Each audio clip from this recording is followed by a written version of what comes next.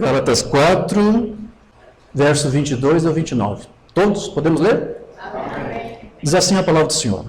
Porque está escrito que Abraão teve 2 filhos, um da escrava e outro da livre. Todavia, o que era da escrava nasceu segundo a carne, mas o que era da livre, por promessa.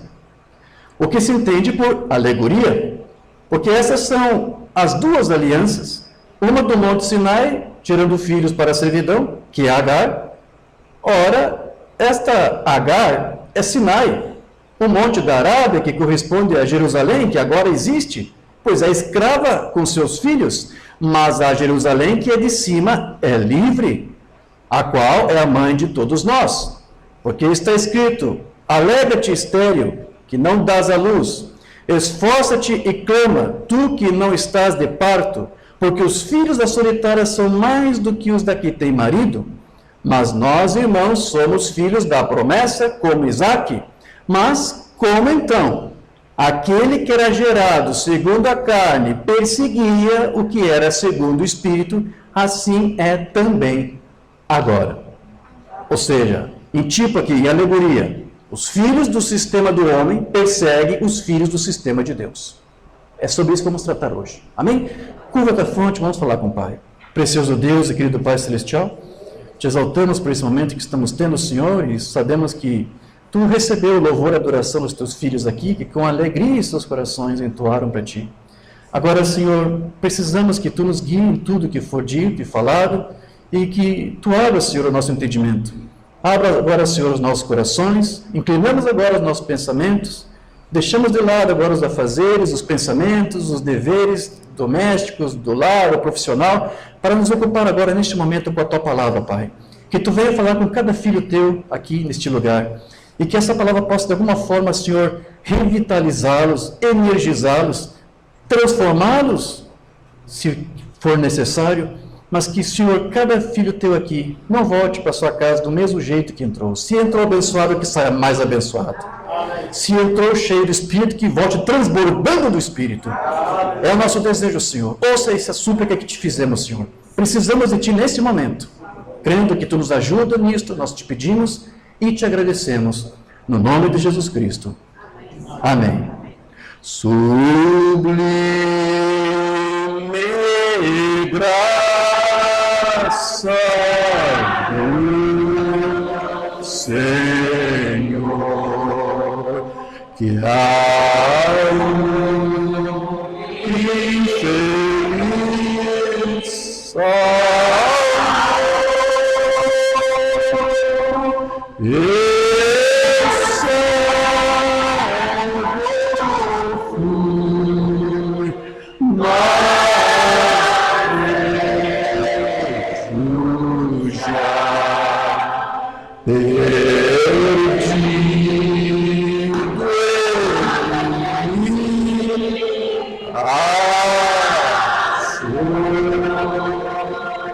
Amém. Graças a Deus. Podeis tomar vossos assentos. Meus preciosos irmãos, aqui o apóstolo Paulo usou uma espécie de alegoria, um quadro, uma alegoria, como ele mesmo disse, um quadro espiritual, tomando ali Ismael como exemplo, como alguém que tipifica a igreja natural, do sistema do homem, que persegue um outro sistema, como eu disse, o sistema de Deus, a igreja espiritual. Ismael ali estava perseguindo o seu irmão Isaque, e isso, para Paulo, era uma ilustração de algo que vem se confirmando, na verdade, em todas as eras. Em todas as eras você tem visto isto.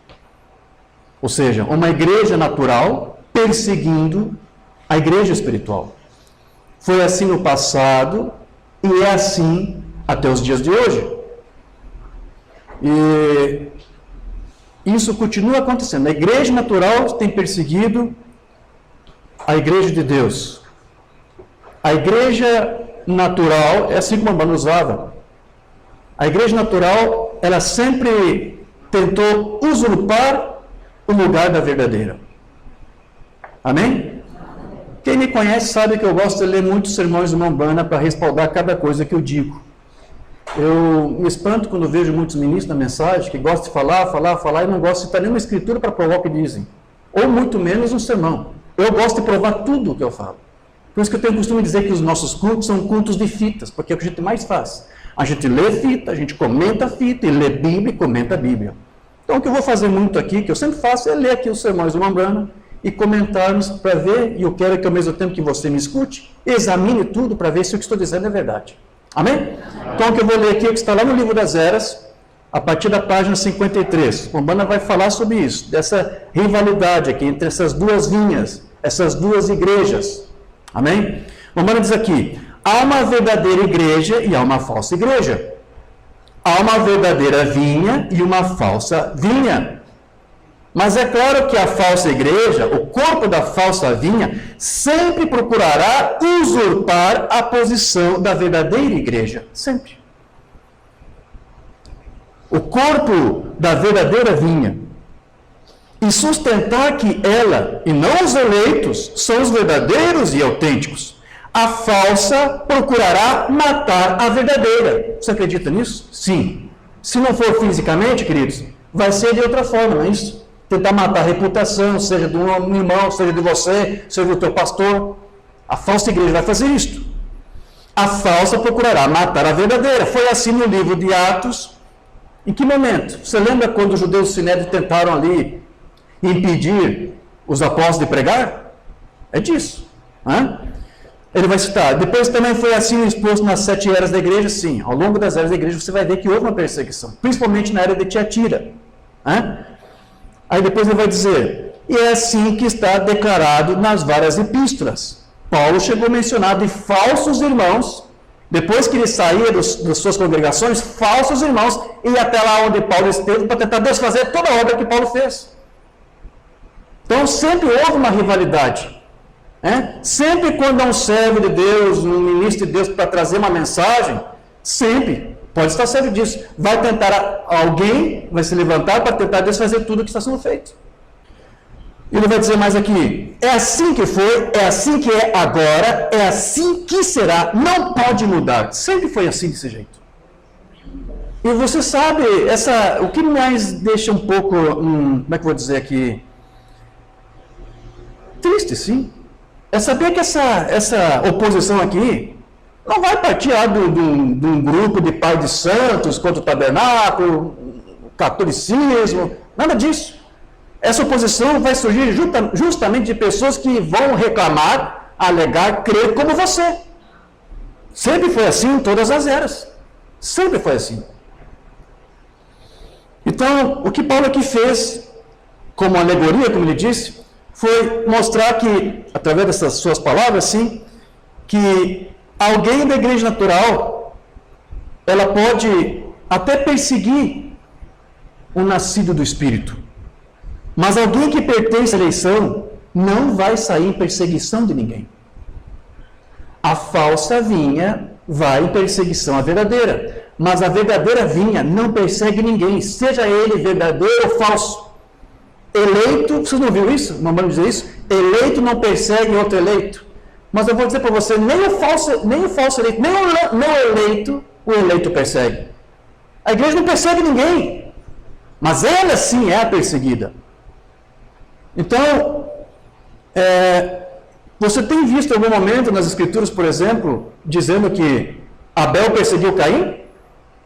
Algum momento você viu nas Escrituras dizendo que Davi estava correndo atrás de Saul para matá-lo? Não, foi sempre o inverso. Então não é o eleito que persegue, ele é perseguido. Sempre quando você quiser saber onde é que estão as duas vinhas, basta prestar atenção para esse pequeno detalhe. Vê quem é o perseguido e vê quem é o perseguidor. E aí você já vai ter uma noção disso. Sempre foi assim, queridos. Por que isso? Porque são dois espíritos. São as duas vinhas. São os filhos da servidão e os filhos da promessa, como disse Paulo. A igreja natural sempre perseguiu a igreja espiritual. Amém. Agora veja, a igreja espiritual, ela somente é perseguida por quê? Por que a igreja verdadeira é perseguida? Porque ela aceitou viver uma vida separada. Porque nas Escrituras você vai sempre ver Deus dizendo, separa fulano e ciclano para a obra que eu tenho. Não é isto? Aquilo ali é um padrão, meus queridos. Deus tem separado um povo para servir a Ele. Deus tem separado uma noiva para viver para o seu esposo, Jesus Cristo.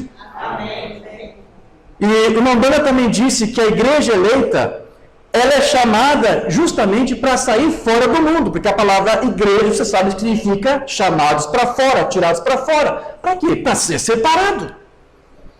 E sabe, não importa que você seja um grupo pequeno, em minoria, como disse o irmão Bana, isso causa estranheza, irrita e perturba, inquieta a igreja, o sistema organizado.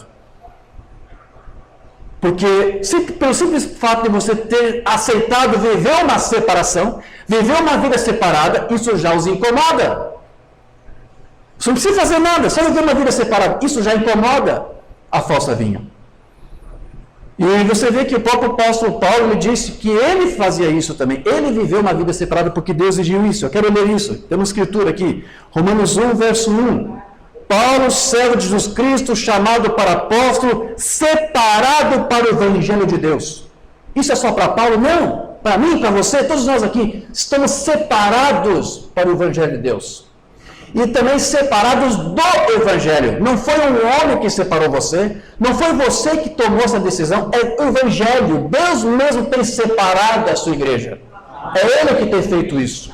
É aí que você vê a distinção entre a falsa e a vinha. Entre a vinha falsa e a verdadeira, digo. Então Deus, Ele chama o seu povo para uma separação. Ele exige isso. E é exatamente isso que a igreja espiritual faz. Deus quer, disse o irmão Brana, separadores.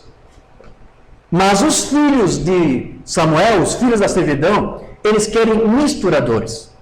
Sabia disso? O irmão usava isso, sim, esses termos. Deus quer separadores, mas o que os tabernáculos, na sua grande maioria, quer?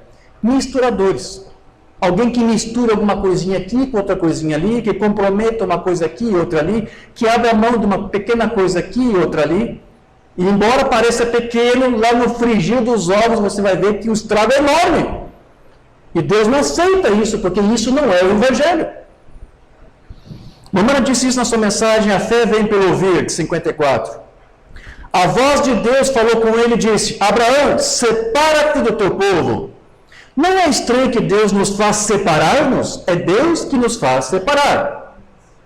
Hoje o mundo quer misturadores, não é mesmo? Mas Deus quer separadores. Diga isso, Deus quer separadores. Sim. O mundo diz, bem, nós não queremos aquele velho pastor, ele é um velho conservador, ele não quer deixar-nos fazer isto e aquilo outro, nós queremos um jovem que seja um misturador. O que é isso? Alguém que sabe abrir mão de alguma coisa aqui, outra coisa ali, que compromete uma parte aqui para ter mais companheirismo, para não fazer, para não prejudicar, para não ofender ninguém, para não machucar ninguém. Né? Nós queremos misturadores. Mas Deus quer separadores. Separar-se. O Espírito Santo disse, separa-me, Paulo e Barnabé. Separa-me. Deus está separando o povo. Todos os filhos da eleição vivem uma vida separada. E Deus foi sempre quem separou o seu povo daquilo que é errado. É Deus. Ele está separando o povo agora, usou um profeta, usou uma mensagem. Deus está separando o povo com esta mensagem. Quero ler outro sermão do Lombana, mensagem de Abraão, de 56.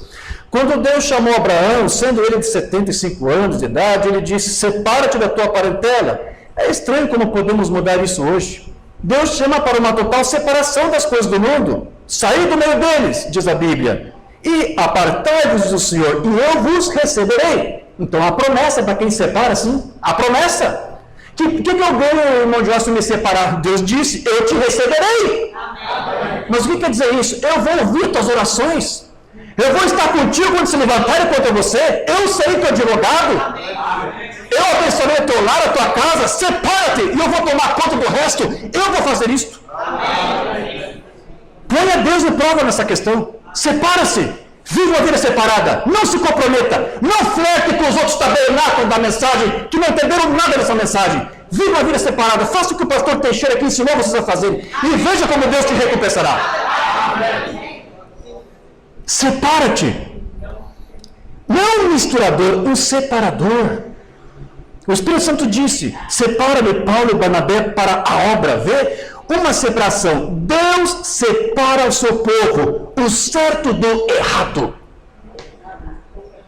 Observe, agora Abraão era para se separar e para peregrinar em uma terra estranha que ele não conhecia. Não é bonito o quadro hoje? Quando Deus, pela eleição, chamou você para o seu amado, então imediatamente Deus fala com você para separar-se da velha turma, da sala de bilhar, dos grupos de corte e costura, onde elas contam piadas e continuam uma separação. É isso que Deus quer do seu povo. Então, veja, o irmão Branham disse que não há como você separar essas duas igrejas. Essas duas sementes, essas duas vinhas, elas estão juntas. Elas estão misturadas. São duas vinhas, são duas sementes, são duas igrejas. Mas, por outro lado, o irmão Branham também disse que os filhos de Deus não podem ser abençoados se estiverem associados com os incrédulos. Se por um lado é verdade que você não tem como separar essas duas vinhas, por outro lado, o irmão Branham disse, você tem que viver uma vida separada para que Deus te abençoe. Mensagem ouvindo, recebendo e agindo sobre a palavra de Deus, 60. Agora, Abraão, novamente Abraão como exemplo. Lembre-se, enquanto eles estavam associados, a igreja natural e a igreja espiritual, eles nunca receberam a bênção. Jacó nunca foi abençoado até que ele se separou de Esaú. Abraão nunca foi abençoado até que ele se separou do Ló. Enquanto você não se separar, enquanto você não tomar essa atitude, eu não vou comprometer isto que Deus me deu, Deus não pode te abençoar. Então veja, o maior problema que é enfrentado pela igreja natural, por essa vinha, é a sua rejeição à sua primogenitura. A falsa vinha rejeita a sua primogenitura. A eleição não pode fazer isso. A noiva eleita não pode rejeitar a sua primogenitura. E o que significa tudo isso? Não pode prevaricar, não pode comprometer a palavra. Temos ministrado isso já faz algumas semanas. A noiva de Jesus não pode fazer isso. Então veja, uma das razões que Deus nos enviou um profeta com esse ministério de Elias nesse tempo do fim é justamente isso. Para restaurar a mesma herança da nossa primogenitura, que é a mensagem apostólica, para que nós possamos viver aqui como filhos e filhas de Deus, fortes, sólidos, firmes e vitoriosos. Deus teve que restaurar uma mensagem, Deus teve que usar um profeta com esse ministério, para nos restaurar essa primogenitura, que ao longo das eras a igreja perdeu. Agora, nesse tempo do fim, ela está recuperado isto. Você crê nisso? Amém. É a escritura que todos conhecem, mas eu vou ler, Malaquias 4. Eis que eu vos enviarei o profeta Elias, antes que venha o grande e terrível dia do Senhor, e ele converterá o coração dos pais aos filhos, e o coração dos filhos a seus pais, para que eu não venha e fira a terra com maldição. Em outras palavras, o que Deus diz que quer fazer aqui? Eu vou restaurar para você a tua primogenitura. Eu vou fazer você ter hoje a mesma fé que os teus primeiros pais tiveram. Este é o ministério de William Branham, nos levar de volta para a mesma fé apostólica. Então, desde que a igreja natural se organizou, ela rompeu com isto. Ela jogou fora a sua primogenitura. A noiva de Cristo não pode fazer isso. Você não troca essa palavra por um prato de lentilhas, você não pode fazer isso. Amém? Outra mensagem, combatendo ardentemente pela fé que uma vez foi dada aos santos, pregado por uma banda 53. Volte ao jardim do Éden. Nós até mesmo poderíamos ir antes disso, mas vamos tomar os dois primeiros rapazes que nasceram nessa terra, Caim, em primeiro lugar. Na verdade, ele deveria ter o direito de primogenitura, mas a perdeu exatamente como Esaú, assim como a primeira igreja da igreja mãe. Está falando da igreja de Roma quando se organizou? Sim? Como você quiser chamá-la, por todo o caminho, perdeu a primogenitura. Ela perdeu a primogenitura. A igreja de Éfeso também depois perdeu sua primogenitura. Ela possuía a revelação da palavra, as profundezas de Deus, como disse o irmão Branham, mas agora Deus então usa novamente um profeta mensageiro para restaurar para a igreja essa primogenitura novamente. Ouvindo, recebendo e agindo sobre a palavra. A igreja natural e a igreja sobrenatural. É um outro termo que ele usou aqui. Nós somos a igreja sobrenatural. Nós cremos no sobrenatural e o sobrenatural se manifesta por meio de você. Você crê nisso? A igreja natural e a sobrenatural. Veja, a palavra faz a diferença. Isso que pensava Jacó, e não importa o que aconteça, sei que nunca poderei ser abençoado, a menos que eu tome posse do direito de primogenitura. É dessa primogenitura que eu vou ter que tomar posse. Agora, isso aqui é uma figura da igreja espiritual, você está entendendo, sim? É isso que o Mabana aqui está querendo dizer. A igreja espiritual, ela toma posse da sua primogenitura e não sacrifica por nada. Ela vai viver uma vida separada, como Deus quer, e não vai comprometer essa palavra. Aí depois diz, mas Esaú odiava e os seus filhos ainda fazem a mesma coisa nesse dia? Os filhos de Esaú ainda fazem a mesma coisa nesse dia. Eles odeiam isso. Sempre foi assim. Vamos lá. O que o Mabana aqui está dizendo que a igreja organizada, a que compromete a palavra, a que mistura, ela detesta, ela abomina o ensino apostólico. E ela vai, obviamente, abominar aqueles que pregam, creem e vivem esse ensino apostólico. Porque sempre vai haver esse conflito entre essas duas linhas. Então, sempre foi assim. Nós temos explicado isso em alguns cultos que tivemos, alguns estudos. A doutrina trinitária de 3 pessoas de Deus. Quando é que surgiu isto? Será que os primeiros pais da igreja pregaram isso? É só você desafiar os próprios trinitários de fora. Se eles fossem sinceros, se eles fossem honestos, eles tinham que admitir, nós cremos na doutrina trinitária de 3 pessoas eternas de Deus, mas nós temos que admitir que os primeiros pais jamais pregaram isso. Se eles fossem sinceros, tinham que admitir isso. A doutrina da Trindade só começou a ser pregada no século III. Por mais de 200 anos, ninguém disse que Deus era 3 pessoas eternas. Ninguém jamais ensinou isso. Desafio qualquer trinitário a vasculhar a história da igreja. Os pais pré-nicenos, você não vai encontrar nenhum pai, irineu, o que quer que seja, que diz que Deus são 3 pessoas divinas coeternas. Isso nunca foi ensinado. Não é o ensino apostólico. Ah, mas e o ensino do só Jesus, que Jesus é o próprio Deus? Eles sempre ensinaram, sim, os primeiros pais sempre ensinaram. Também não. Temos mostrado isso pela história. O primeiro unicista, o primeiro só Jesus da história da igreja foi um homem chamado Noeto. Ele foi o primeiro a dizer que Jesus era o próprio Deus. E que ano foi isso? No ano 185, quase 200 anos depois da igreja estar instituída. Por quase 200 anos, ninguém ousou dizer que Jesus era a própria pessoa de Deus. Qualquer unicista que fosse sincero e honesto terá que chegar a essa conclusão. Até o próprio irmão Perry Green devia ter admitido e reconhecido isso. Porque está lá no site dele, Tabernáculo Tucson, ele colocou arquivos para os seus seguidores estudarem, arquivos sobre a deidade. Há um arquivo que está lá no site do irmão Green, um arquivo de um estudo denominacional unicista, explicando como é que foi o desenvolvimento do unicismo no mundo, na história da igreja. Por que ele foi divulgar isso lá para os seus seguidores? Porque isso demonstra que ele era unicista, e ele pensava que isso era ensino apostólico. E não! Por 200 anos ninguém ensinou que Jesus era o próprio Deus.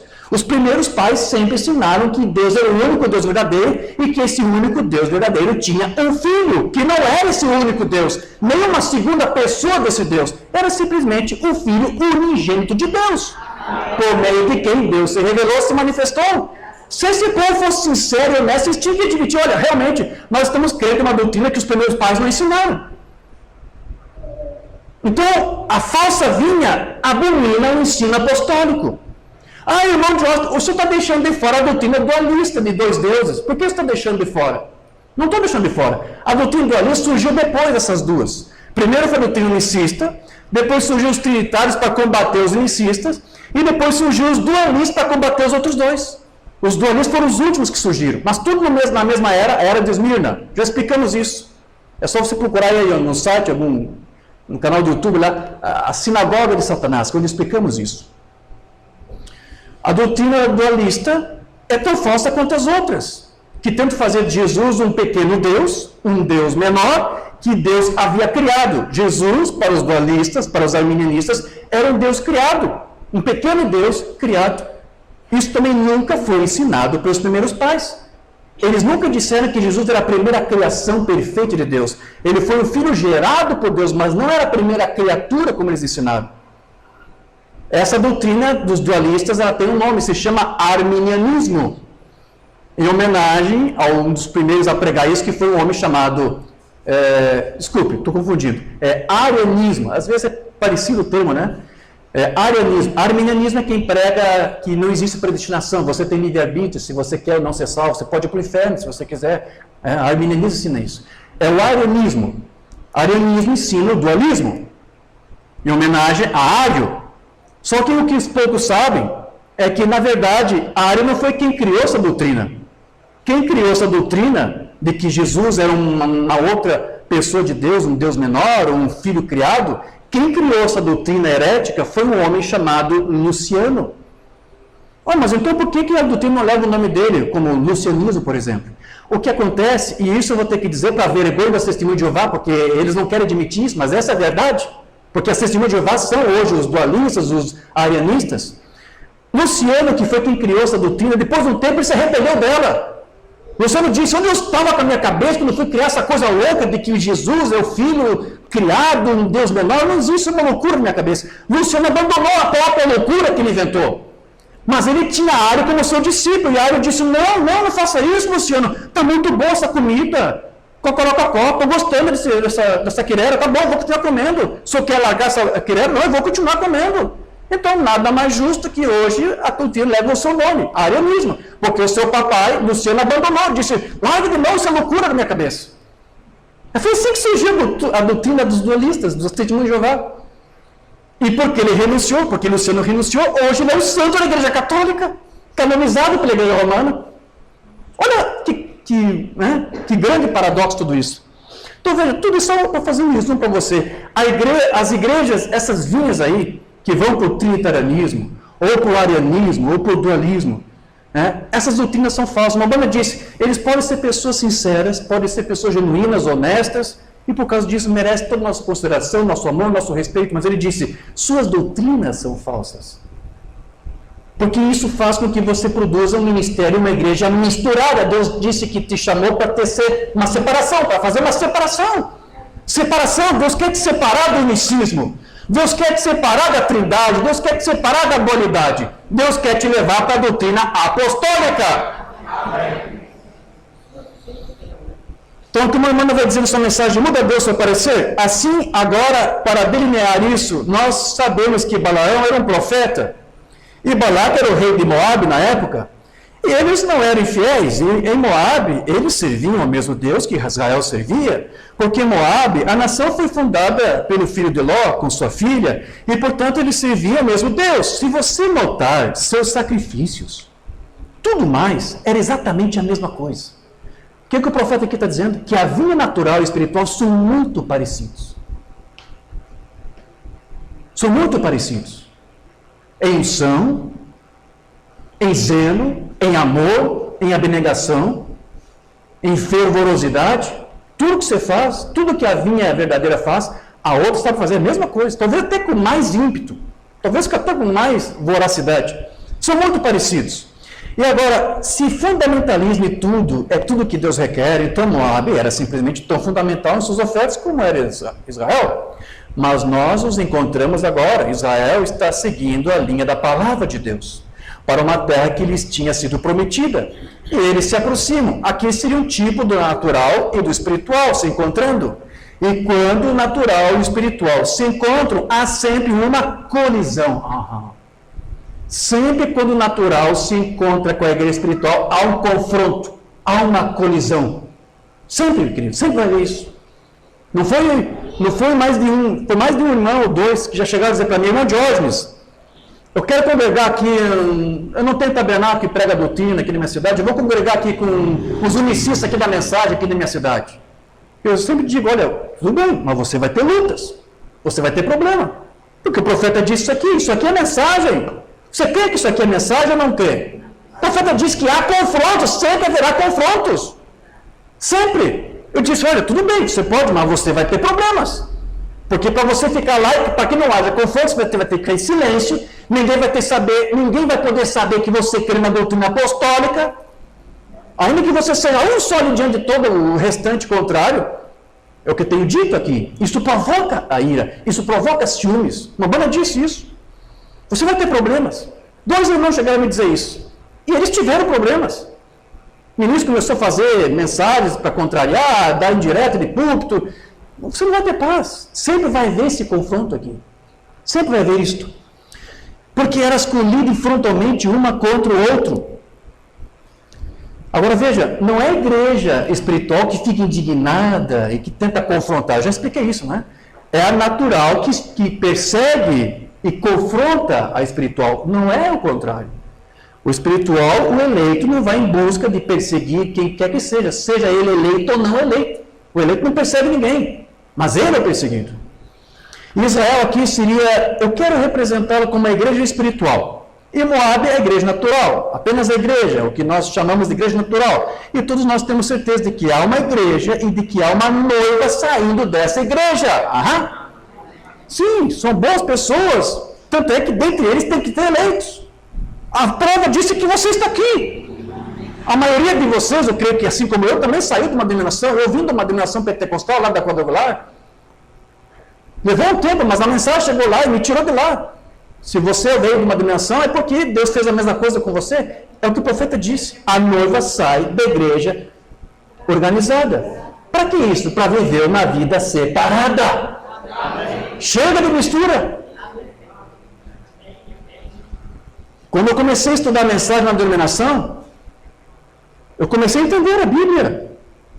E quando eu comecei a entender a Bíblia, eu vi o que os pastores faziam. E quando eu comecei a entender o que estava sucedendo, eu comecei a sentir o mesmo desgosto, a mesma amargura que Nicodemos teve quando ele viu seu Senhor sendo crucificado. Você sabe que Nicodemos era um que se chama de criptocristão. O que é isso? É um cristão oculto, um cristão escondido. Ele cria Jesus, ele cria que ele era o Messias, mas ele tinha medo de confessar isso para o sinédrio, para as autoridades. Então ele guardava o segredo para si. Mas ele cria. Só que ele tinha que guardar silêncio. Porque eu acho que até Nicodemos sabia que havia um confronto. Sempre há um confronto. Então, para evitar isso, para evitar dissabores, ele ficava ali crendo, não, Jesus é o meu Messias, que eu estava tudo esperado. Mas ele tinha que ficar de bico calado. Mas você pensa que ele aguentou a vida toda fazer isso? Não. Quando Jesus foi crucificado, pelo próprio sistema do qual Nicodemos fazia parte, Nicodemos não suportou mais ficar de bico calado. Ele se rendeu publicamente a essa fé. Eu tenho dito em algumas mensagens. Nicodemos terminou sua vida como cristão. Só que ele teria que pagar um preço para viver uma vida separada. Enquanto ele estava lá junto com os misturadores, estava tudo bem. Ele era uma espécie de senador, porque aqueles homens eram também políticos. Ele era um príncipe, era um dignatário. Mas quando ele assumiu essa verdade de que Cristo era o Messias, ele teve que renunciar às suas posições, teve que renunciar aos seus status, teve que abrir mão de tudo, e está disposto a ser perseguido, caluniado, difamado. Ele aceitou pagar o preço. Diz a história, aliás, dizem também que ele era irmão do historiador Flávio Joséfo. Alguém já ouviu falar do historiador Flávio Joséfo, que chegou a fazer relatos de Cristo? Ele era irmão do historiador Flávio Joséfo. A última vez que foi encontrado, que Nicodemos foi encontrado vivo, foi catando comida no lixo para poder sustentar ele e a sua família. Mas ele aceitou pagar o preço para viver uma vida separada. E muitos não querem pagar o preço. Mas aqueles que pagam, aqueles que aceitam se separar para Deus, Deus disse, eu vou te honrar, eu vou te guardar, eu vou te proteger. Amém. Então aqui uma banda vai dizer, Davi pensou que tinha tudo em ordem. Não, eu não quero pular nada aqui, vamos lá. Aqui. Há uma igreja, e se há uma igreja, também há uma noiva saindo dessa igreja. Amém. Então veja, nós temos então, duas igrejas, nós temos aí duas vinhas, e elas sempre quando se encontram vai haver um desacordo entre as duas sementes. Abel teve uma revelação, sim. Caim não teve revelação. E o que foi que Caim fez? Ele ficou com ciúmes do seu irmão e o matou. E isso até o próprio Mambana tomou isso como tipo do que a igreja natural faz. A igreja natural vai ter ciúmes da igreja espiritual que vive separada. Mensagem muda Deus seu parecer? Eu penso que isso que Abel teve no princípio, uma revelação espiritual de que não foi o fruto do campo, ou as obras das nossas mãos, ou coisas assim, foi sangue. E ele ofereceu a Deus o maior sacrifício que o de Caim. Abel entendeu que não era frutas o problema, foi sangue derramado, era isso que Deus requeria de volta. Abel teve essa revelação, mas Caim não entendeu. Nós encontramos em Abraão e Ló a mesma coisa. Em uma escolha, porque Ló desceu, quando chegou o tempo, quando a igreja espiritual e a natural tiveram um desacordo, por causa dos pastores. Eles tiveram de separar um do outro, e sempre que isso acontece, causa ciúme. Verificamos que Abel, porque Deus o havia recebido, ele não recebeu a bonita e grande oferta de Caim, pela qual ele tanto tinha labutado. Ele era religioso, ele se curvou e adorou e assim por diante, fez tudo o que Abel fez, a mesma coisa que Abel fez. Só que ele não teve a revelação do que era a verdade. Assim verificamos que quando Deus aceitou a revelação de Abel e sua oferta, isto fez Caim ficar com ciúmes de Abel. Então isso é uma característica da falsa vinha. Vamos lá. A igreja eleita nunca vai ter ciúmes de ninguém. É a falsa vinha que vai sempre ter ciúmes e perseguir. E ali ocorreu o primeiro homicídio. Nós verificamos que ciúme passou a existir entre os pastores de Abraão e de Ló, e eles tiveram de se separar. Verificamos que Moisés e Coré também tiveram desacordo. Jesus e Judas tiveram desacordo. E como sempre tem sido a mesma coisa. E assim é hoje. A igreja natural e a igreja espiritual, os dois sistemas, o do homem e o de Deus, têm uma colisão quando se encontram. Sempre vai acontecer isso. Agora, o natural tenta se equiparar ao espiritual, sempre com uma personificação carnal. Mas como foi com Israel e Jacó, isso não funciona. Então, a igreja natural, ela pode ter até a mesma unção genuína de Deus, para tentar, com isso, buscar uma vindicação por seu falso ensino, para sua própria doutrina, sua falsa doutrina. Contudo, elas continuarão sendo falsas do mesmo jeito. Eles podem ter sinais, eles podem ter cura divina, eles podem ter foto com cor de fogo aparecendo nelas, e eles usam isso para reivindicar os seus falsos ensinos. É porque são muito parecidos com muita coisa, são muito parecidos com a verdadeira. Mas onde é que está a diferença? É o Espírito, é o ensino, é a palavra. Tentando fazer um serviço para Deus, Davi pensou que tinha tudo em ordem, ele estava inspirado, está vendo como o Espírito Santo pode ungir um homem, mas tem de estar na ordem da unção. Você pode ter unção e estar fora de ordem. Você pode ter uma unção e estar fora da palavra. É isso que o profeta aqui está dizendo. O Espírito exterior pode estar ungindo com o Espírito Santo. Ou seja, pode ungir a carne do homem, da irmã, do crente, do pastor. E a alma tão escura quanto o piche. Tão escura quanto o piche. O joio cresce por meio da mesma água que edifica, leva a vida para dentro do trigo, leva a vida para dentro do joio, mas no fundo do joio é a vida do joio que está ali. Ele está se regozijando e florescendo, e tem vida, e fazendo tudo o que o trigo faz, ou seja, tem seus avivamentos, como eu disse, tem seus templos bonitos, tem seus grandes tabernáculos,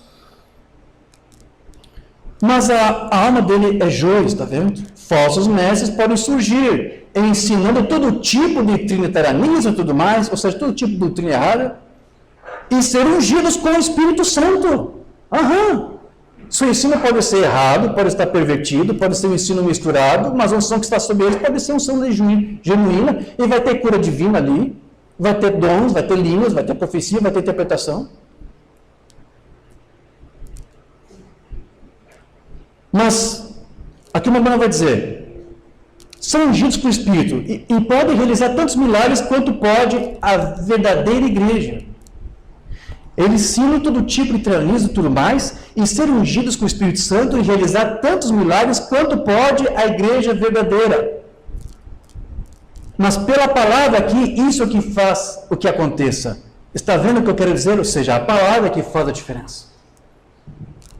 Então nós vemos que a razão dessa colisão é porque um tenta fazer ou ter a mesma coisa que o outro possui, ou que o outro tem. Ambos adoram a Deus, ambos querem servir, ambos professam uma fé, ambos têm um zelo, como eu disse, mas só um deles é guiado pelo Espírito Santo, que é a que vive a vida separada, é a vinha verdadeira, é a noiva de Cristo, que embora não saiba para onde esteja indo, muitas vezes, você às vezes não sabe para onde é que você está indo, para onde Deus está te guiando, mas Deus está te guiando. Você pode não saber, mas Deus guia a sua igreja. Então é por isso que os filhos da servidão, eles atuam, porque eles, sendo escravos do homem, não aceitam a palavra, porque a comprometem, porque a pervertem, porque a misturam, porque não são servos de Cristo.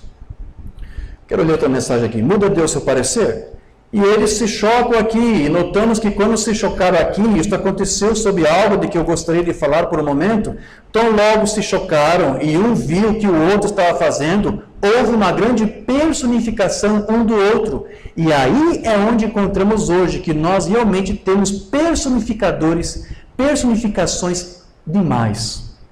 Ou seja, ele vai tentar provar, como lendo lá no início do livro das Esdras, que o profeta disse ali, ele vai tentar provar para você que ele tem o original, ele tem o genuíno, ele tem a unção correta, a doutrina correta, a palavra correta.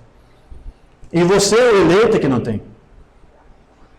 Aí o Manuel vai dizer mais aqui, você é um indivíduo para Deus, e não devemos tentar personificar uns aos outros. Não devemos ser personificadores. Só porque a maioria dos tabernáculos agora está pregando uniciso, vai querer você flertar com isso e pregar a mesma coisa que eles? Vai querer também vender tua primogenitura como eles venderam? Não! Não seja imitador deles. Seja uma igreja separada. Amém. Então veja, nós temos que viver uma vida separada e sem fazer essa mistura aí que os outros estão fazendo. E veja que a falsa igreja, ou a igreja natural, ela sempre vai preferir seguir os seus próprios caminhos, seus próprios arrasamentos, mas o que a igreja espiritual ela vai fazer? Ela vai tentar sempre sair do caminho para que Deus encontre o seu espaço para poder agir e poder se manifestar. A falsa vinha sempre vai ficar no caminho de Deus. A vinha verdadeira, ela sai do caminho. Ela sai com os seus próprios pensamentos, com suas próprias ideias, com os seus próprios arrasamentos, com as suas próprias doutrinas. A vinha verdadeira, ela tinha isso, para que Deus encontre o seu caminho. Enquanto alguém estiver no caminho de Deus, tentando obstruir o que Deus quer fazer, a passagem para Deus, enquanto alguém fizer isso, seja com ideias, como eu disse, com tradições, com doutrinas, Deus não pode fazer nada por essa pessoa. Enquanto você colocar os teus próprios arrasamentos, enquanto você tentar fazer alguma coisa segundo a tua própria mente, os teus próprios pensamentos, Deus não pode fazer nada. Deus somente vai poder fazer alguma coisa por você quando você sair do caminho. Quando você abrir mão dos teus próprios pensamentos. Quando você fizer a mesma coisa que Cristo fez. Senhor, eu tenho um pensamento, mas o que tu pensas? Eu quero fazer o que tu pensas. Esqueça o que eu quero. O que tu quer? É isso que eu quero. O que tu quer é o que eu quero. Jesus saiu do caminho. E só isso que fez ele, o Filho de Deus, vitorioso. Ele saiu do caminho para que Deus tomasse o seu caminho. Mas o Humana disse que a maioria daqueles que fracassam é porque estão no caminho de Deus. Ficaram à frente. E o Humana diz, Deus não pode fazer nada. Deixa eu ler isto. Só uma vez mais, Senhor de 63. A única coisa que você precisa fazer para saber que Ele está aqui é remover-se do caminho. Enquanto você estiver no caminho, Deus não pode fazer nada por você. Sai do caminho. Sai da frente de Deus. Não se apresente a Deus com um pensamento. Senhor, eu penso isso aqui, eu sei que a tua palavra diz isso, mas eu quero... Sai do caminho. Quando você pensa os teus pensamentos, os pensamentos de Deus não têm chance. Mas se você parar de pensar os teus pensamentos e pensar os pensamentos dele, meus pensamentos não são os vossos pensamentos. Deus não disse isso lá em Isaías 55? Disse ele, se houver algum louvor, se houver alguma virtude, pense nessas coisas. Então, não é o que alguma igreja vai dizer sobre isso, mas o que Deus disse sobre isso. Então, veja, todos os homens da Bíblia aí, que se colocaram no caminho de Deus, com o seu próprio querer, com o seu próprio pensar, eles sofreram as consequências disso. Abraão, Jacó, Moisés, Jonas. Eu não preciso nem citar para você o que eles fizeram. Talvez a Escritura já venha imediatamente à mente, sim. Coisas que eles fizeram que se colocaram diante de Deus, no caminho de Deus. Enquanto eles fizeram assim, Deus não pôde abençoá-los. Mas eles entenderam que quando eles saem do caminho, então é quando Deus pode usá-los. Quando você tira o teu eu do caminho, quando você tira o teu eu fora do caminho. Jesus foi alguém que soube fazer isso. Ele tirou o seu eu do caminho, para que então Deus pudesse usá-lo. Ele mesmo precisou primeiro ser provado nisto, ou seja, sair do caminho, para deixar Deus ter a preeminência, para que então o seu ministério pudesse ser um ministério vitorioso. E o Rambana disse que a maior batalha que nós vencemos é a batalha da mente, não é isso? É aqui dentro. O maior inimigo que nós temos somos nós mesmos. Se você conseguir vencer os teus próprios pensamentos, você sai da frente de Deus. Mas enquanto você não souber vencer esse teu eu aqui, Rambana disse, o meu maior inimigo não é o diabo, sou eu, William Branham é o meu maior inimigo. Meu maior inimigo sou eu, Diógenes Dornelles. Se eu tirar o eu, Diógenes, do caminho, então Deus tem uma chance, diz o profeta. Amém? Mas enquanto você se colocar no caminho, Deus não pode fazer nada. Rambana usou um exemplo de quando que Jesus saiu do caminho. Ele tem que fazer isso? Sabe, para um unicista não faz sentido, porque para ele Jesus é o próprio Deus. Como é que Jesus vai sair? Como é que Deus vai ser do próprio caminho de Deus? É confuso para eles, né? Mas o Rambana ensinou isso. O Rambana ensinou que Jesus teve que sair do caminho. Teve que fazer morrer o seu próprio eu para que Deus pudesse usá-lo. Ele disse que isso foi lá no jardim do Getsemane. Rambana disse que lá no jardim do Getsemane, quando Jesus venceu o seu próprio eu, o profeta disse, essa foi a maior batalha, a maior vitória de Jesus Cristo.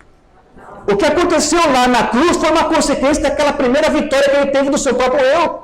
Ele disse, pai, eu tenho um querer, eu tenho uma vontade, mas, não, esquece. O que eu disse? Não, pai, esquece.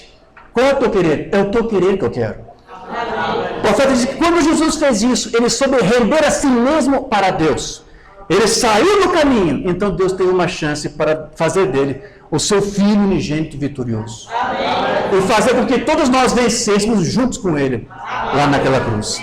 Mas eu quero ler onde o Rambana disse isso. Lá está a sua mensagem que não temos traduzida, Comunhão, 18 de abril de 57.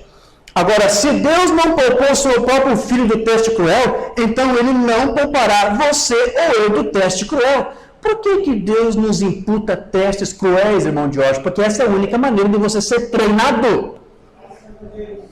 É a única maneira de você ver como Deus é verdadeiro quando você vive uma vida separada. Pague o preço para viver uma vida separada. Suporte o teste cruel. Nós lemos aqui desde o início para dizer, é Deus que separa o povo. Se Deus te separa o povo, você não quer que Ele mesmo vai te suportar no teste cruel?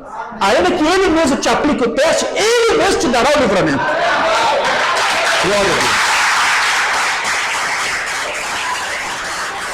Glória a Deus. E Jesus estava aqui enfrentando o maior teste que ele já havia tido, o Getsemane, colocado diante dele. Onde aquele definitivo e último teste todo suficiente deveria vir. Mas não era o da cruz, o último teste, não, ali no Getsemane. Quando as cargas de todo mundo foram colocadas sobre os seus ombros abençoados, não havia ninguém em todo o céu e na terra que pudesse alguma vez sustentar, a não ser ele. Ninguém mais, nenhum anjo. Né? O profeta disse que o arcanjo Miguel lá podia ter se apresentado para romper o livro dos selos, e o profeta falou na simulação e disse, meu anjo Miguel, você não pode. O anjo mais perfeito que Deus tem, Miguel, o arcanjo Miguel, o Gabriel, nenhum anjo pode fazer isso. Só o Filho unigênito aqui podia fazer isso. E saber todos os pecados, dos pecados passados e pecados presentes, pecados futuros, repousavam sobre essa decisão. Todos os pecados que você já cometeu e os que você ainda pode ser que cometa, já estão ali, já foram ali condenados, justificados. Todos os pecados repousavam sobre essa decisão. E foi uma das maiores vitórias que Cristo já ganhou, ou provou a sua messianidade, que foi quando ele disse a Deus, não a minha vontade, mas a tua seja feita. Essa foi a maior vitória que ele já tinha ganhado. Essa foi a maior vitória. Ele venceu o eu dele. Ele tirou Jesus do caminho, o homem Jesus do caminho.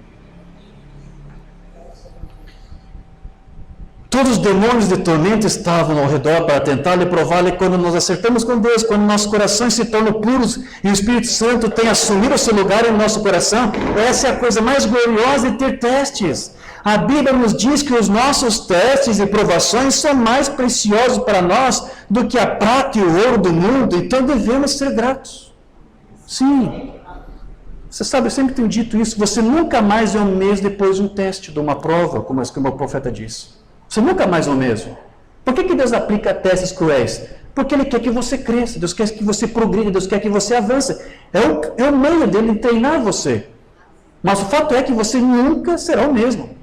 Agora, nós não estamos preparados para esses testes, nós não estamos preparados. Mas Deus aplica para quê? Justamente para te preparar, para te treinar. Mas como eu tenho dito, você nunca mais é o mesmo depois de um teste. Quando os testes vierem, eles não querem saber se você está pronto para enfrentar eles, para superar eles ou não. Eles vão vir de qualquer jeito, esteja você pronto ou não, preparado ou não, eles vão vir. Mas se você tem guardado a tua vida nessa palavra, se você tem mantido uma vida separada, nesses testes cruéis, Deus vai fazer você superar e vencer tudo isso. Como eu disse, você nunca mais é o mesmo depois de uma prova. Ou você se diminui como gente, ou você cresce com isso. Então as provas servem como uma oportunidade. Há alguns que são vencidos quando elas vêm. E elas se tornam cada vez menores e menores e menores. E é exatamente o inverso. Deus não te vê testes para você ficar lá mais e mais baixo e vencido. Não, a palavra diz que Deus quer te ver por cabeça, não por cauda.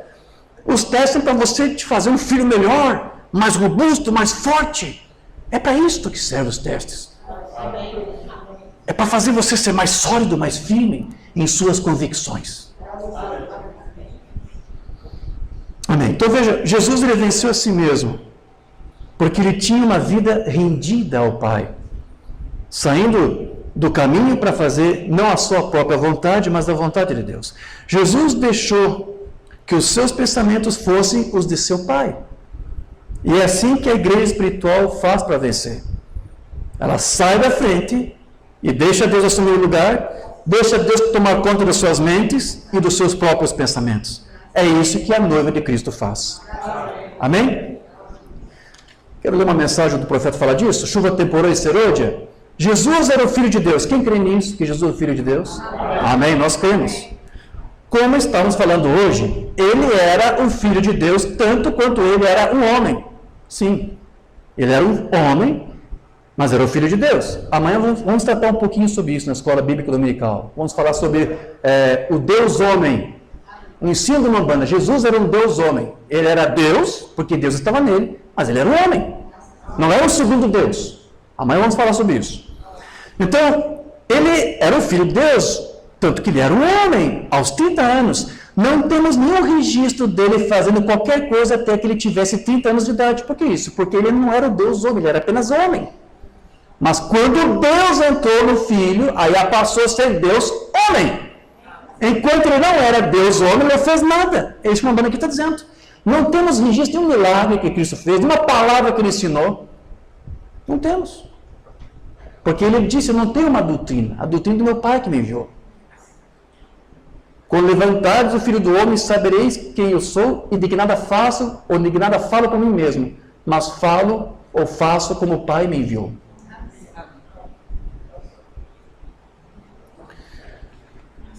Então, ele não fez um sinal, como diz o profeta, até que ele foi batizado. Quando ele foi batizado no Jordão, por João, então o Espírito Santo desceu sobre ele sem medida. Nele habitou a plenitude da divindade corporalmente. Ele era Emanuel, que quer dizer o quê? Deus conosco. Deus estava nele, por isso que ele era agora Deus homem. Amém? Porque Deus, por que Deus estava nele?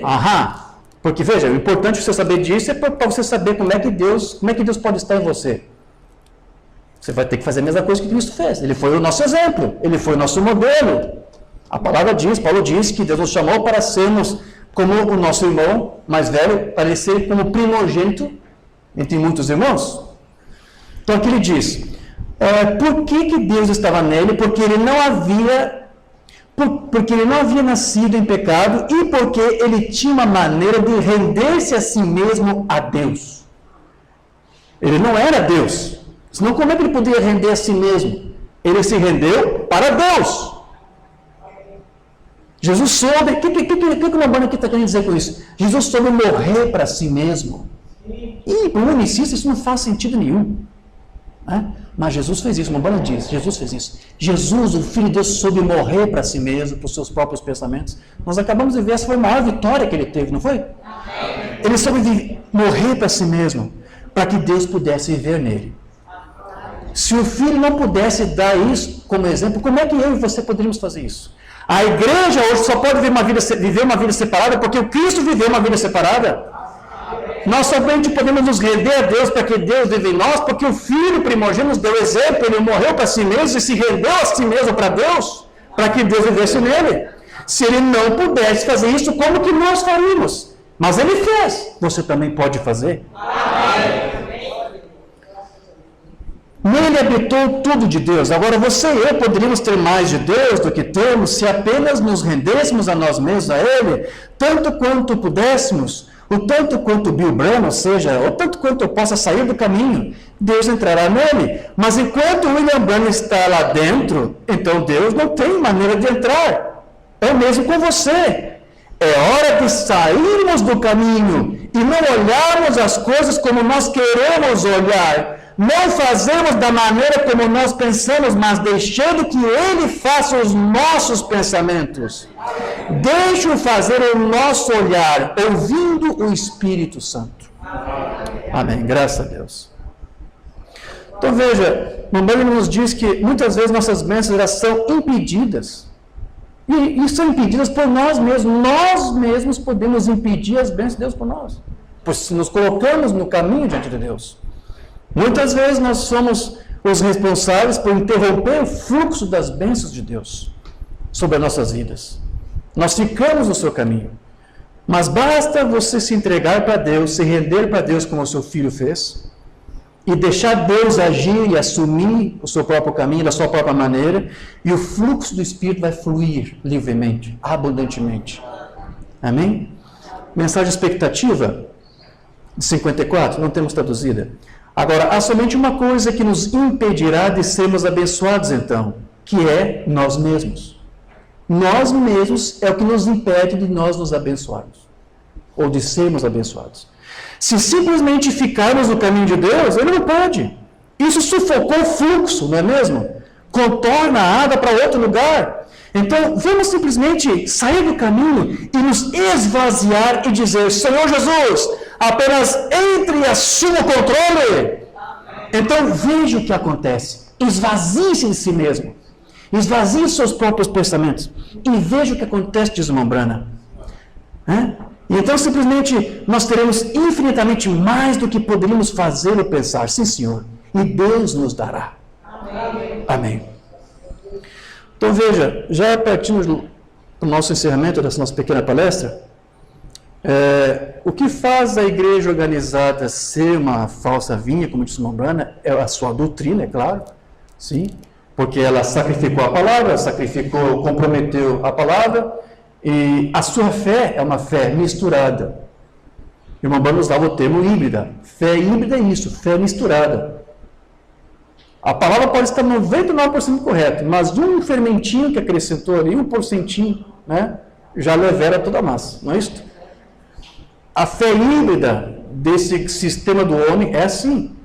É uma mistura, é uma mescla que faz com que você muitas vezes se confunda, porque como é quase tão perfeita quanto o original, você vai ouvir e você pensa que é original. E a única forma de você discernir é se você também conhece o original. Se você não conhece, como você vai discernir? Como é que você vai discernir? Não é estranho quando as pessoas tentam dizer que o William Branham é um falso profeta? Eles nem conhecem os verdadeiros, como é que vão conhecer os falsos? Como é que eles vão discernir? Mas deixa eu ler algo que o Mamãe diz aqui. Não te estribes no teu próprio entendimento. Você sabe, a Bíblia diz, você pode crer em uma mentira e ser condenado por isto. Está vendo? Essa é exatamente a verdade. Eles formam, não importa o que a palavra de Deus diga, eles se estribam em seu próprio entendimento. Eles se estribam nisto, eles creem nisto, pensam que isto é verdade. Você pode se manter crendo uma mentira uma vez e outra, até que isso se torne a verdade para você. Isso mesmo. Paulo disse que ele estava preparando, sim, para apresentar para a igreja, para Cristo, para a igreja de Cristo, melhor, um só Senhor, um só Cristo, apresentar uma só fé, uma só doutrina, uma só palavra. Mas desde o começo, Satanás tentou sabotar essa única fé dos apóstolos, misturando, mesclando, apresentando para a igreja um outro Cristo, uma outra fé, uma outra doutrina, uma outra palavra, uma fé híbrida, uma palavra híbrida, misturada com os arrasamentos do homem. É isso que o sistema do homem faz. O sistema de Deus não mistura a palavra. A fé híbrida, ela pode produzir somente uma coisa a fé híbrida pode produzir, que é a morte. Não há morte no sistema organizado. Eles não podem produzir filhos de Deus, somente pode produzir filhos para o sistema. Representantes do sistema, seja ele qual seja. O irmão Branham disse que os nomes que eles usam para se intitular são nomes blasfemos, não foi isso que ele disse? É só o que eles podem produzir. Então eles podem fazer isso. Eles podem produzir muitos membros, podem produzir muitas igrejas bonitas, tabernáculos. Eles podem ter grandes popularidades. Mas se alguma coisa é feita baseado não somente no que a palavra de Deus diz, mas em alguma outra coisa que é pregada do homem, que vem num programa do homem, isso vai resultar no que, meus queridos? Em engano, em confusão. E isso, diz Lombana, não é a árvore da vida, é a árvore da ciência do bem e do mal, que gera morte. Condenação por representação, como eu sempre tenho dito, se comer maçãs fizesse com que as mulheres percebessem que estavam nuas, é melhor que passasse a maçãs novamente. Porque é a hora. Eu não digo isso para ser grosseiro, mas eu estou dizendo isso para chegar a um ponto que é verdade. Não eram maçãs. Não vamos chegar a esse ridículo. Não foi nenhuma macieira, mas vamos levar isso para uma outra árvore, para que possamos trazer isso para cumprir com o nosso texto. Tomemos a árvore da fé, que Eva tomou daquela árvore proibida de incredulidade. Então podemos fazer o texto sair. Foi a fé. Ela não acreditou na palavra de Deus. Deus disse que uma certa coisa acontecerá. Ela deveria ter deixado isso sozinho. Ela deveria ter crido da maneira como Deus o disse. Mas não, Satanás se aproximou com sua teologia e ela misturou isso e deu isso para Deus. E isso causou uma fé híbrida. Isso é o que a igreja tem hoje, a chamada igreja, uma fé híbrida. A esmagadora maioria, é isso que eles têm. Por que isso? Porque são o quê? Misturadores, não foi isso que nós já aprendemos? Está misturada com medos, com dúvidas, agitações. Se fosse fé genuína, ela não mudaria. Quando Deus dissesse alguma coisa, seria assim, mas veja, ela misturou isso, tomou o que Deus disse, o que Satanás disse, e misturou junto tudo e disse, aqui está. É assim que muitas pessoas fazem hoje. Veja, eles tomam o que a Bíblia diz e o que o homem diz, e fazem uma mistura, né? E diz, cria uma fé híbrida. Toma o que a Bíblia diz e o que o homem diz, cria uma fé híbrida. E quando eles criam, eles trazem de volta. Ou cria uma igreja bonita, com certeza, mas não há vida nela. A morte é uma fé híbrida. Mamãe aqui diz, uma fé híbrida, condenada por Deus, sem benefício, fique longe disso. É má, ela traz dúvidas. Talvez eu vá até lá e seja curado. Talvez o Senhor me cure. Isso é fé híbrida.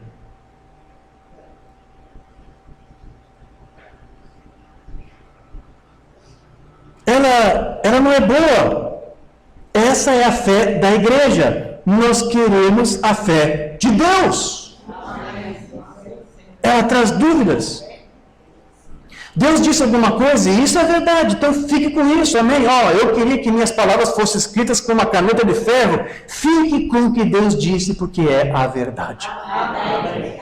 Então veja, Jesus ele veio para nos tirar dessa igreja híbrida e natural, sim, para vivermos uma vida separada, para fazer parte desse sistema de Deus, e para não ficar comprometido com o que o homem diz, mas com o que Deus diz na sua palavra. Mensagem de condenação por representação. É a mesma mensagem.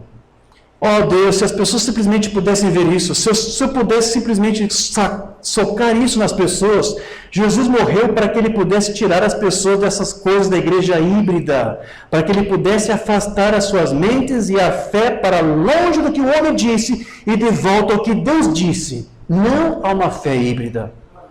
Amém, é verdade. Então, com isso, nós vemos o que, meus queridos? Aquela verdade que é uma verdade bíblica, sim. A fé sem obras é morta. Sim. Porque, veja, se você tem uma fé genuína, você vai refletir essa fé através das suas obras. Os teus frutos vão refletir, vão provar o que você tem. no que você está crendo? Eu quero ler aqui. El Shaddai. Nós verificamos que Abraão não obedeceu a Deus de uma só vez. Ele preparou e teve fé na promessa, mas veja, ainda podemos ter fé na promessa e depois não obedecer. E ainda isso nos atrapalhará. Então você tem fé, mas você não obedece, não faz obras. Isso vai te atrapalhar. A fé sem obras torna a fé morta. Ela tem que produzir câmbios, mudanças, um novo mover, um novo pensar, um novo agir, um novo vestir, tudo. Tem que produzir isto. Então eu cito o exemplo aqui de Abraão. Abraão estava crendo, mas ele não estava obedecendo. Enquanto ele não obedecia, Deus não podia abençoá-lo. Nós já vimos isso, sim?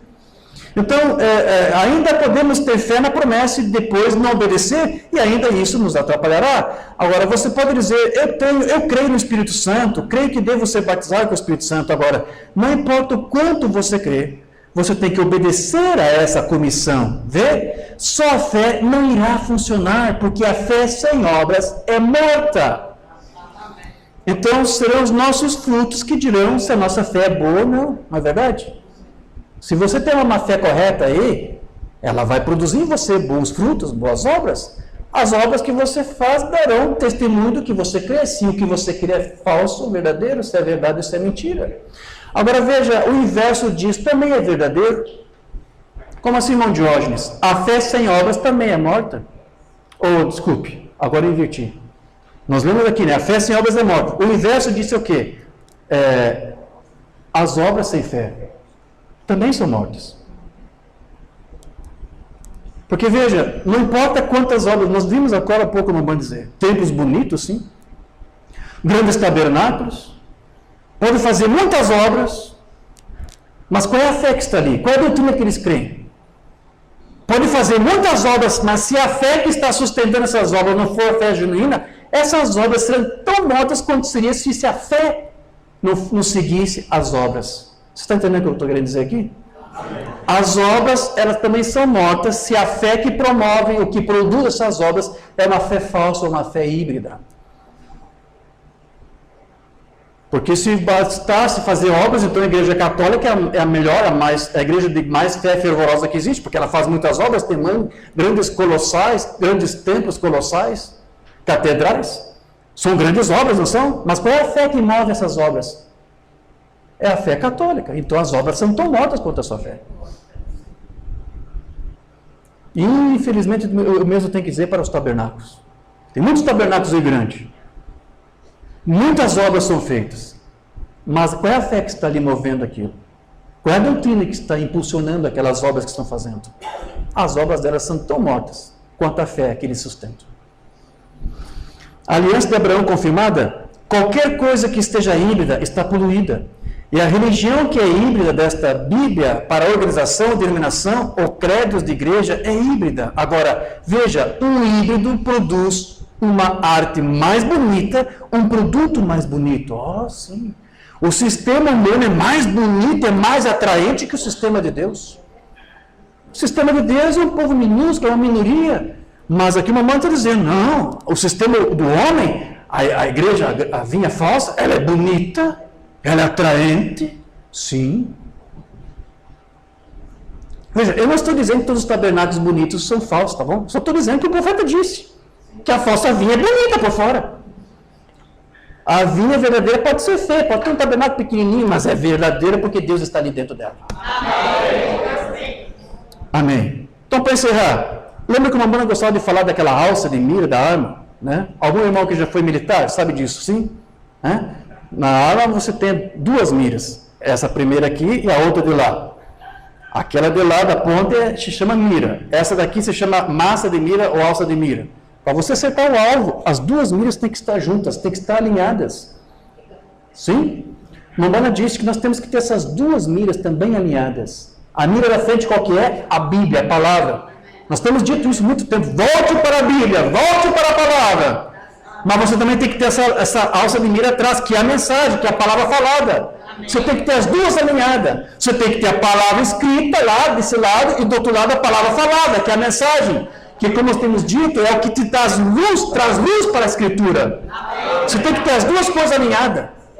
Quando você fizer isso, então você vai saber discernir. Então você vai saber viver uma vida separada. Enquanto você não fizer isso, não tiver as duas miras alinhadas, você não vai poder fazer isso. E você vai sempre falhar no alvo. Sempre. Agora, o que alguns estão fazendo? Às vezes, usam só uma das miras. É o que a maioria das denominações fazem fora, assim. Eles procuram se esforçar em ler a Bíblia, ler as Escrituras, mas eles se esquecem que Deus enviou o profeta nesse tempo do fim. Eles não creem nessa outra alça de mira para poder alinhar com a outra. Então, é um extremo, nunca consegue acertar. Vão sempre falhar no alvo. Vão dizer que Jesus Cristo reina, que Jesus vai voltar, que Jesus cura, que Jesus batiza com o Espírito Santo. Mas quando você diz que Deus enviou um profeta com uma mensagem apostólica para restaurar você a mesma fé dos pais pré-nicênio, a mesma fé dos pais da igreja primitiva, eles dizem, não precisa de um profeta para fazer isso. Precisou sim. Então eles perdem essa mira e perdem o alvo. E qual é o outro extremo? Qual é o outro extremo? É o que a maioria está fazendo dentro da mensagem. Só estão lendo a mensagem. Só estão com essa alça de mira, mas não estão comparando isso com a mira da frente, que é a palavra. Tem muita gente que só está lendo fita, ou melhor, escutando fita. Lendo mensagem. Mas não junta com a Escritura, ao ponto de depois fazer com que a própria fita entre em conflito com a Bíblia. Eles conseguem isolar uma declaração do profeta e fazer o que ele diz entrar em contradição com o que a Escritura diz. É um extremo. E um dos grupos mais extremados que eu conheço nesse tempo do fim é o tal do grupo dos só as fitas. Porque eles não leem mais Bíblia. E para piorar, nem precisa de pastor, porque só basta tocar a fita, não é isso? Não precisa nem ter mais ministério. Então são dois extremos. Nós temos que ter as duas coisas juntas e alinhadas. Sempre. Amém, igreja? Amém. Amém. Então veja, a igreja natural e a igreja híbrida.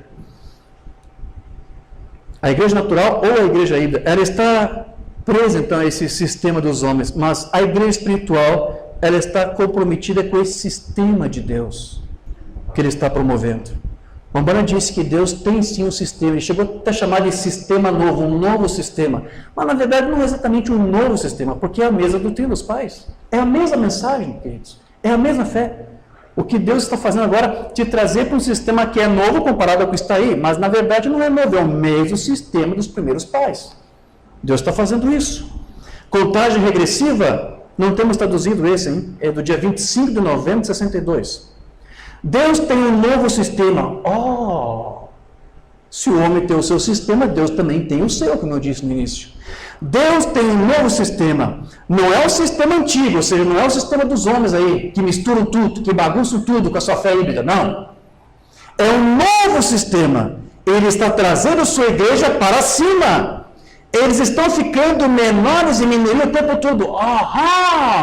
O sistema do homem, no sistema do homem, suas igrejas crescem. No sistema novo de Deus, elas vão diminuindo mais e mais. É isso que o profeta está dizendo aqui. Estão ficando menor o tempo todo. Então, se você vê alguma coisa que diz que é da mensagem, está fazendo o inverso disso, então não é mensagem. A mensagem diz que o sistema de Deus vai ficando menor cada vez mais. Eles ficaram nos dias de Noé, eles ficaram nos dias de Ló, eles sempre ficam até ficarem bem pequenos. Mas ainda assim, esse pequeno grão de Deus ainda está avançando, ficando mais poderoso o tempo todo. A verdadeira igreja de Deus vivo está quilômetros à frente do que estava antes, ou comparado aos sistemas do homem. Nós vemos isso, nós sabemos disso, é a verdade, mas eu não me refiro à organização. Amém, meus queridos? É isso que Deus está fazendo agora, fazendo jus ao título da igreja, quer dizer, chamados para fora.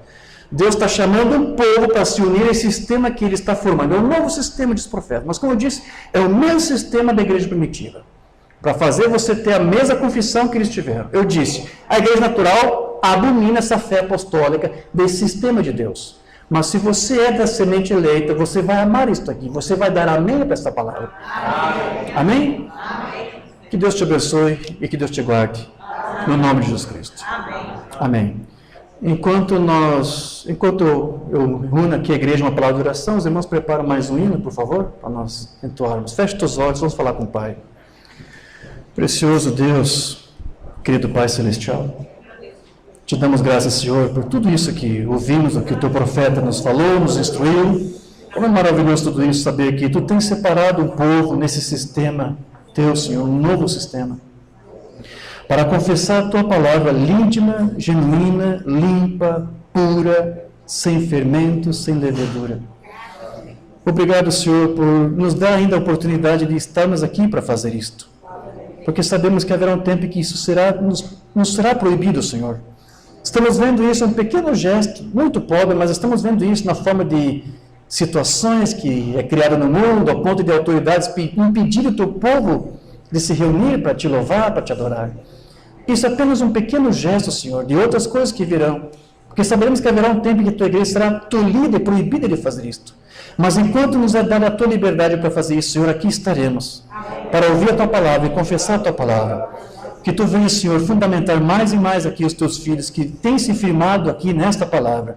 Que tu venhas fundamentá-los nessa palavra, que tu venhas alimentá-los mais e mais com o teu Santo Espírito. Que tu venhas, Senhor, confirmar e dar a eles a vitória para suportar o teste cruel. Que eles possam sair daqui como bons filhos treinados. Pode ser que o inimigo tente criar situações para nos esmorecer, para nos entristecer, mas, Senhor, nos ajude para tirar lições de tudo isso. E para que possamos ser filhos melhores depois de tudo isso, Senhor. Nós não nos importamos de passar por tantos testes cruéis que seja necessário nós passarmos, desde que Tu esteja conosco em cada um deles. Esteja com a Tua igreja aqui, Senhor, em Cariacica, com todos os Teus filhos que estão nos ouvindo agora. Esteja conosco, ó Pai. Nós te pedimos, esteja com a Tua igreja. Que enquanto ela está aqui, sabemos, é Tu mesmo que está separando o Teu povo para viver a Tua palavra. E nós sabemos que é uma bênção prometida para aqueles que fazem isso. Então, nosso Senhor, nós aceitamos esse preço. E nós pagamos esse preço. Aceitamos o vitupério. Aceitamos todo o opróbrio para viver e confessar a Tua palavra. Amém. Graças a Deus. Glória a Deus.